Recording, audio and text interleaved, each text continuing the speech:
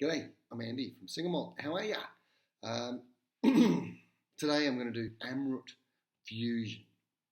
Now, Amrut is a distillery from India, and they've been distilling whiskey and all sorts of things, actually. Whiskey, rum, vodka in India for a long, long time, and the family that started this particular distillery, called the Jagdali, I think is how it's pronounced, family,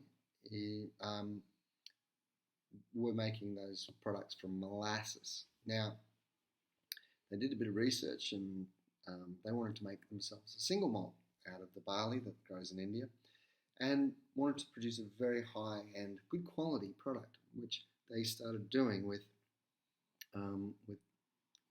the Amrut Single Malt. So this is an expression of the Amrut Single Malt. So it's Indian barley distilled in India in copper stills, just like in Scotland, but barley's from India, water's from India, everything's done in India. But in this particular expression, they wanted to release some peat essence because they just couldn't get any peaty barley. It's just not done in India. So they tried to work out where they could get some peated barley, and they brought some over from Scotland.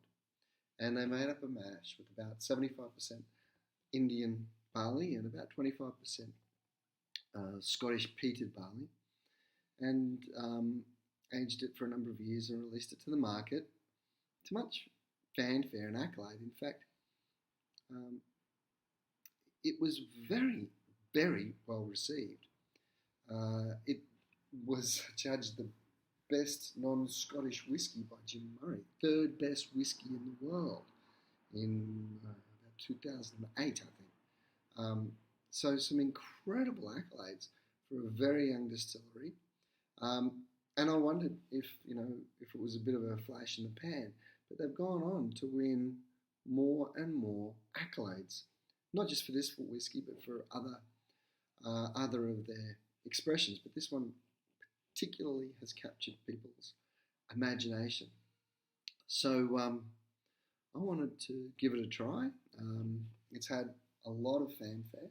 I'm going to try and judge it as I see it, as always, and I'll tell you what I think. Okay. I don't want you to get into it. Doesn't give up without a fight. Oh, there we go.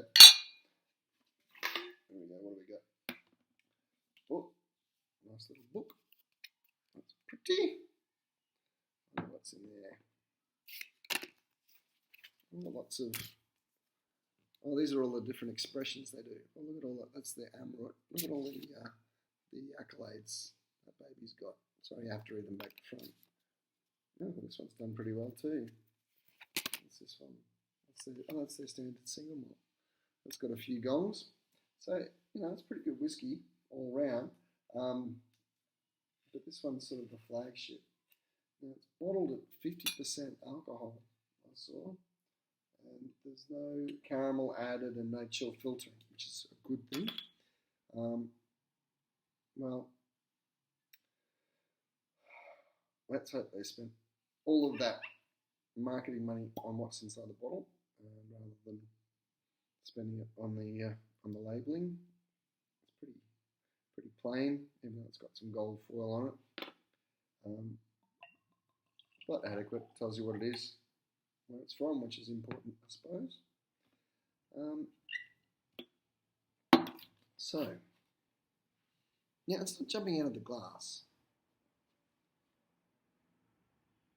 It's quite subdued, a little hidden.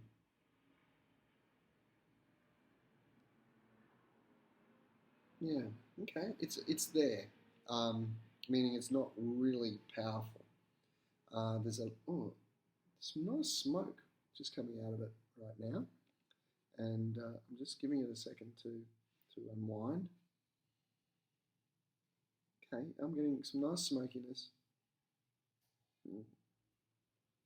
and some really different aromas. And what tropical fruit as opposed to the normal dried fruits you'd expect.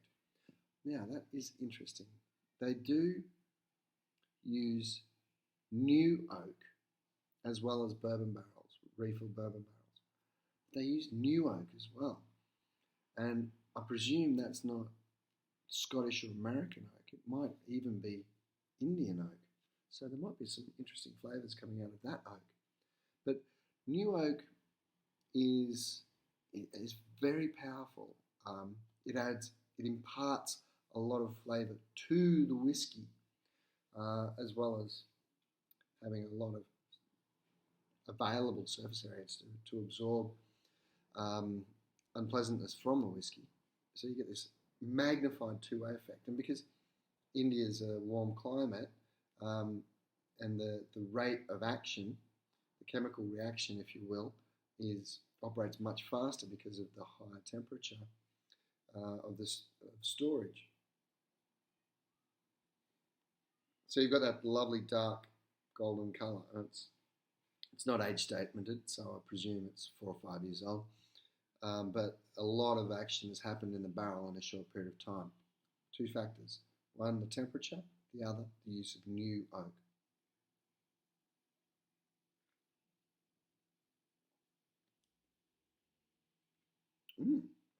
Wow.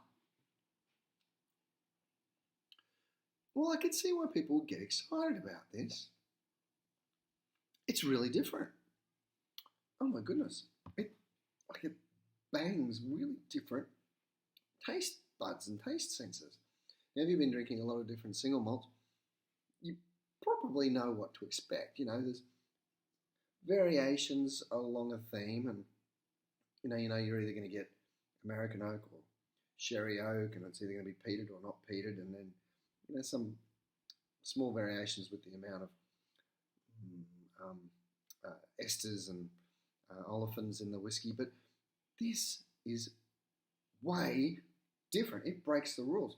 My goodness, I'm getting flavours that I just wouldn't know it was a whiskey, actually. A whiskey, yes, but a single malt, no. It's a confusing flavour profile, but in a good way. I like the confusion. I wonder if that's why they called it fusion. No, that's just me. I'm silly. Wow, yeah, great. Yeah, it's hitting all sorts of wonderful flavours. You got like really burnt flavours, like really crispy bacon. Yum! Oh, I like that. Right, so that's from that smoky, the peated barley, the smoky peated barley. Oh, that's a real bacon. Yum! Bacon double cheeseburger, man, that's great. What else is in there? Oh, it's got meat.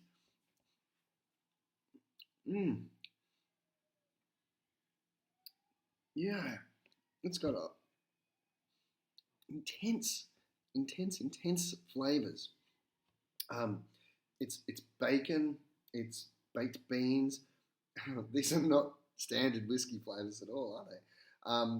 It's what else is it? Really spicy, like cloves and cinnamon.